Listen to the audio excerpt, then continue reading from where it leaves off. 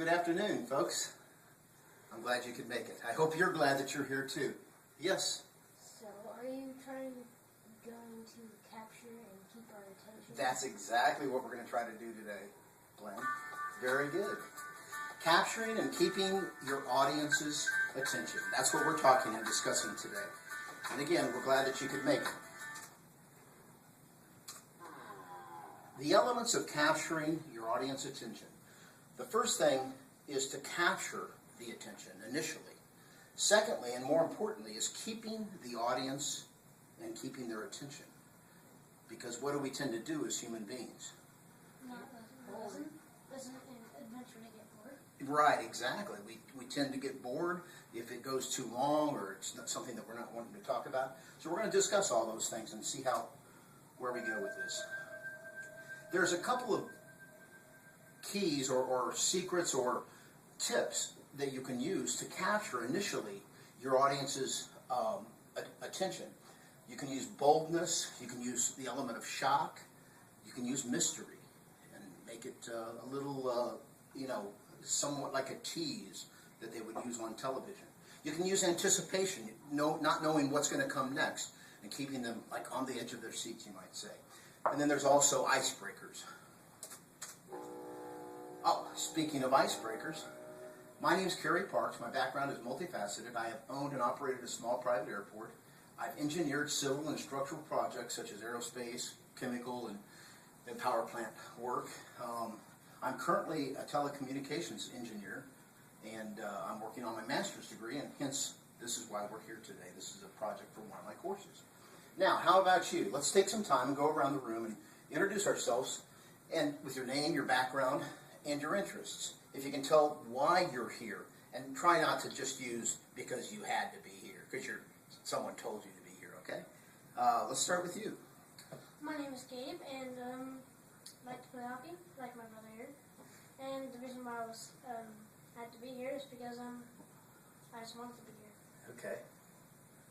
My name is Glenn. I like football and reptiles, and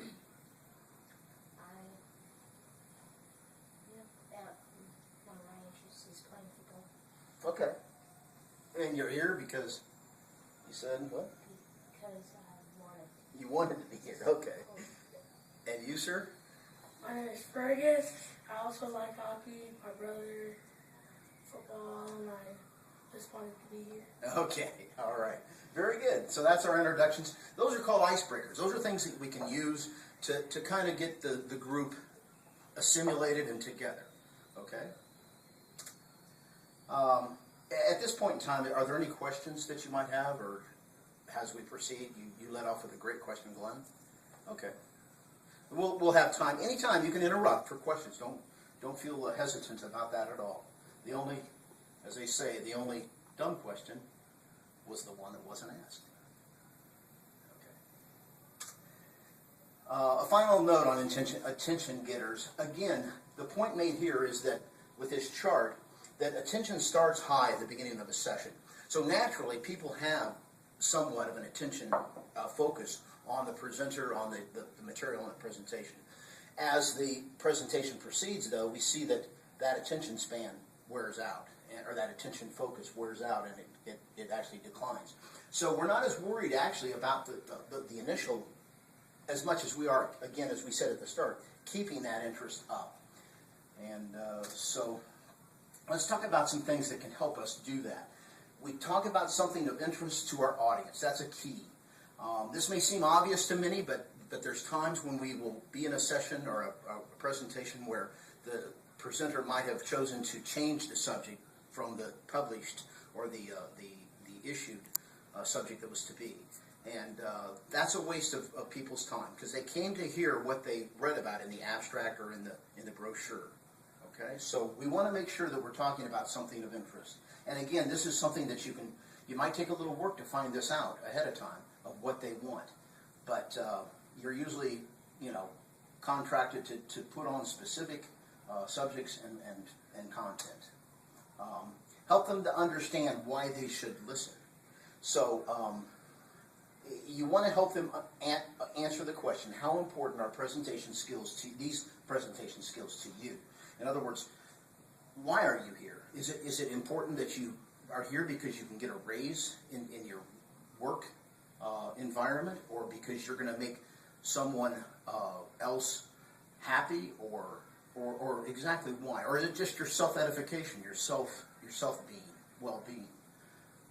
If you can't find a reason why they should listen, don't do the presentation. It's not worth it. It's a waste of time. Number 3, don't make it too easy or too hard. Now, this is a little tricky. You have to have balance. On other things, the yin and the yang, as the Chinese or the Orientals call it. Cadence. Cadence is important. Your timing is important. You know, your movement, your delivery, your tempo, and your flow. They're all important to keeping the interest of your audience. Those things can help captivate the people and their minds. Okay. And number 4, change grabs your attention. You notice how that slide, and all these slides, in essence, have kind of been interesting, right? Somewhat. So that they've kind of captured and the sound maybe has helped. So we notice change, etc., the hum of the air conditioner as it comes on and off, but we don't notice what's in between. So that change, you notice. It's natural for human to retrieve your audience. Natural for a human, I don't know what that's a typo there. You can use this natural human propensity to retrieve your audience's attention if it's strayed out of bounds, so to speak. There's a couple kinds of changes we can talk about. Micro changes, which include such things as visual medium, such as we're doing here. The change of the physical state of the audience from setting to having them stand and go on a break, get drinks, get coffee. The room temperatures and the room itself. The activity that your audience is engaged in. Maybe now we have you do something else. We have you take a little quiz or something like that. And then there's micro changes, which are small, tinier changes. Show a short video. Use silence before and after critical statements. In other words, again, this goes back to the tempo and your timing and your delivery. And we're rushing a little bit today because we have a specific time frame we have to stay in. Or change the style according to the content. So those are things that you can do. The macro and the micro changes. 5, tell stories. We find that there's power in stories. People are hardwired to listen to stories, but time them appropriately within the lesson. And we find that stories actually reinforce people's memories. Number 6, have frequent breaks. There's supposed to be some music playing right now, but the file got deleted somehow. But build in frequent breaks. But if you notice people starting to stir and things like that, they're getting a little antsy, go ahead and let them break. It's better to have an overall break for everybody than to have stragglers in and out, distracting, because that takes away from attention, from other people's attention also.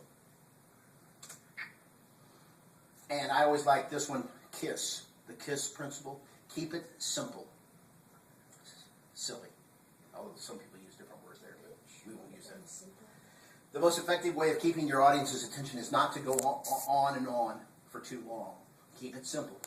Remember, there are many other ways besides these 7 that we discussed today that would allow you to continue and to do more.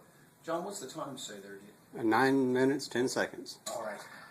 So now it's time for final questions and comments. Do you have any questions? No. Okay.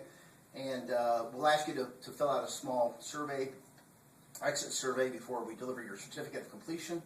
After questions and answers, parking lot items will be addressed and results delivered by the end of next week. And we thank you very much for your participation. And for all of you foreigners, here's goodbye. Thanks, guys.